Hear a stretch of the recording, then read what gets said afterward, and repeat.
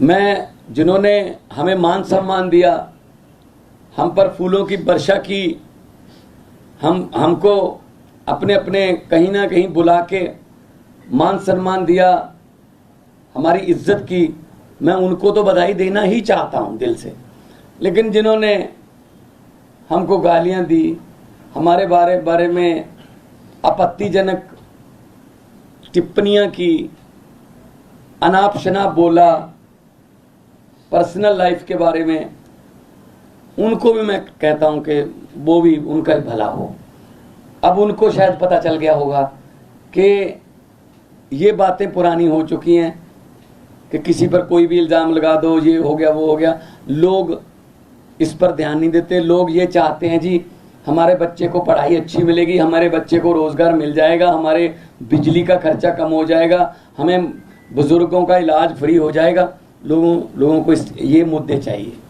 शायद आने वाले दिनों में वो जो भटके हुए लोग हैं वो भी शायद अपनी जो है लाइन या अपना एजेंडा चेंज करें कि हमें ये एक दूसरे पर कीचड़ फेंकने वाली राजनीति की बजाय हमें विकास की बातें करनी चाहिए।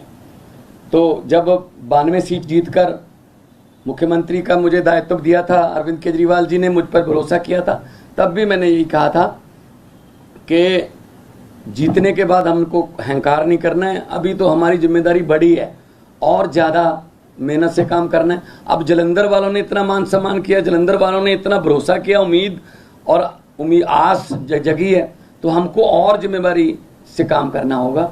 जलंधर को कैसे चमकाना है और हमारे पंजाब के शहरों को कैसे हमने चमका के पूरे देश में हमारे स्टेट को नंबर 1 बनाना है, ये हमारा अगला मकसद है। रंगला पंजाब, कलरफुल पंजाब जो हमारा टीचा है, उसकी तरफ हम बढ़ रहे हैं। आज जब जीत हुई मेरा हौसला बहुत बढ़ गया, क्योंकि हम लोग जब जाते थे, अरविंद जी रोड शो में जाते, हम यही लोगों को कहते थे कि 11 महीने की इलेक्शन है, अगले साल इन दिनों में फिर कोड लगा होगा, 2024 की इलेक्शन चल रही होगी, बल्कि मार्च में ही लग जाता है, मार्च के एंड में।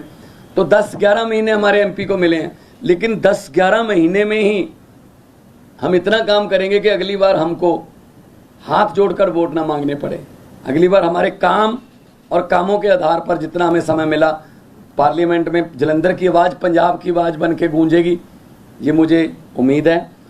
और आज लगभग 60,000 मतों से जीतना, और बाकी सभी इकट्ठे थे, ये बीजेपी, अकाली दल, बीएसपी, कांग्रेस, ये सब इकट्ठे थे। इनकी पीसी अलग अलग होती थी, बस 1-1 घंटा पीसी में गैप होता था, कंटेंट सेम ही होता था, एक दूसरे को देते थे कि ये अब तुम ले जाओ, ये गालियां मैंने दी हैं, ये अब 3 बजे दे देना, वही गालियां 4 बजे वो दे देते।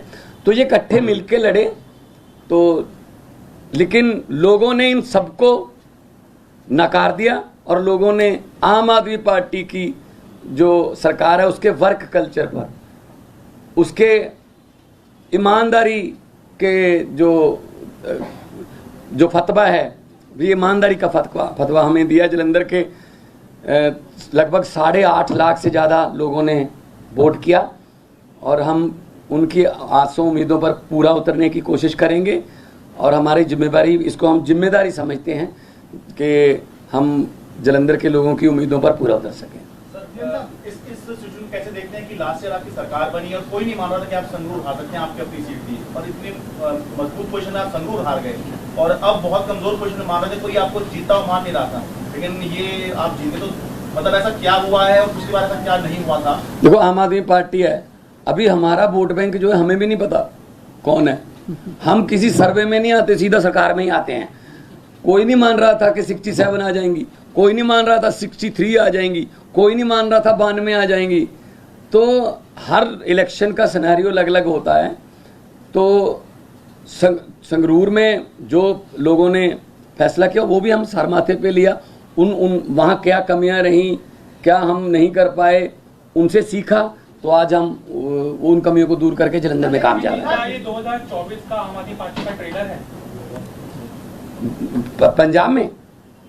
पंजाब में तो देखो, पंजाब में जलंधर में जाना, दोआबा की सीट है जो 50 साल से कांग्रेस के पास थी, और कोई प्रचार करने भी नहीं जाता था, वोट मांगने भी नहीं जाते थे कांग्रेस वाले। इस बार भी नहीं आए, इस बार भी कोई नेता बड़ा जलंधर में वोट मांगने नहीं आया। उनको लगता था जी तो हमारी सीट है पक्की है, लोगों को वोट देनी पड़ती है। लेकिन अब ऐसा नहीं है, तो बदल गया है। इस सीट के जीतने के बाद लोकसभा में हमारी परफॉर्मेंस और अच्छी हो जाएगी, विधानसभा में हम ऑलरेडी हैं और इतना अच्छा काम करेंगे। 2024 में 13 में से 13 सीटें जीते हम अपनी मेहनत में कोई कमी नहीं छोड़ेंगे। सवाल आपसे ये है कि दोआबा रीजन में भी जलंधर की सीट और वो भी सिंपैथी वोट, ये सारी चीजें थी। ऐसे में एक्स फैक्टर क्या रहा जो आम आदमी पार्टी को इतनी बड़ी जीत दिला गया कि 5,000 से हार और 50,000 से जीत हो गई? एक ही फैक्टर था, वो था काम। पिछले 1 साल के अंदर मान साहब के नेतृत्व में पंजाब की आम आदमी पार्टी की सरकार ने जो काम किया है वो काम अपने आप में बोलता है। हर क्षेत्र के अंदर बिजली फ्री हो गई, बिजली के पावर कट लगने बंद हो गए। कोई सोच नहीं सकता था पहले 7-7, 8-8 घंटे के, साल भर पहले पंजाब में पावर कट लगते थे। अब पावर कट नहीं लगते पंजाब के अंदर, बिजली ठीक हो गई। अब मोहल्ला क्लिनिक बनने चालू हो गए। सबसे बड़ी बात है कि लॉ एंड ऑर्डर जो कहते थे इनसे संभलेगा नहीं, बॉर्डर स्टेट है इनसे संभलेगा नहीं, अब लॉ एंड ऑर्डर बिल्कुल स्टेबल हो गया वहाँ पे। साल भर लगा हम लोगों को, क्योंकि पिछली सरकारों का जो वो था वो हमने इनहेरिट किया। लेकिन अब लॉ एंड ऑर्डर के जो अमृतपाल का जो पूरा वो हुआ, जितनी मैच्योरिटी के साथ मान साहब ने उसको डील किया, सब लोग इनकी तारीफ कर रहे हैं। तो बहुत सारे काम 1 साल के अंदर जितने काम हुए, नौकरियां कितनी दी? 29,000 सरकारी नौकरियां दे दी। और आपको शायद ये नहीं पता, जान के ताज्जुब होगा, पिछले 1 साल से इन्होंने देश भर के अंदर घूम घूम के पंजाब के लिए 40,000 करोड़ का इन्वेस्टमेंट शुरू हो गया है। ये MOU साइन नहीं हुए, नॉर्मली तो MOU फर्जी साइन होते हैं। वहाँ पे भूमि पूजन चालू हो गया है, फैक्ट्रियों का लगने का, ज़मीनें खरीद ली गई हैं, नारियल फोड़ दिया गया है। तो 40,000 करोड़ की इंडस्ट्री लगने का इन्वेस्टमेंट ये लेके आए हैं, जिससे 2.5 लाख बच्चों को नौकरी मिलेंगी।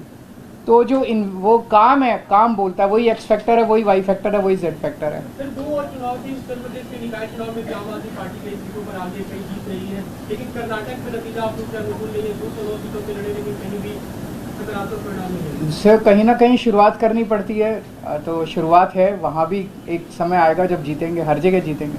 लेकिन सर उत्तर प्रदेश में अभी कई जगह से नतीजे आ रहे हैं। अभी मेरी संजय सिंह जी से बात हुई थी और काफ़ी उत्साहवर्धक नतीजे हैं, और मैं समझता हूं कि जल्दी आम आदमी पार्टी जो है उत्तर प्रदेश के अंदर भी अपनी छाप छोड़ेगी। सर, कर्नाटक में बीजेपी के पोलराइज्ड कैंपेन के बावजूद उनको बहुत ही साउंडिंग डिफीट दिख रही है इस वक्त। इसीलिए उन्हें सोचना पड़ेगा कि ये सारे पैंतरे चलते नहीं है, काम करो। काम तो करते नहीं है वो, तो बिना काम किए उल्टे सीधे उस पर लड़ते हैं और वो चलता नहीं है। जनता जो है, जनता काम मांगती है। Thank you.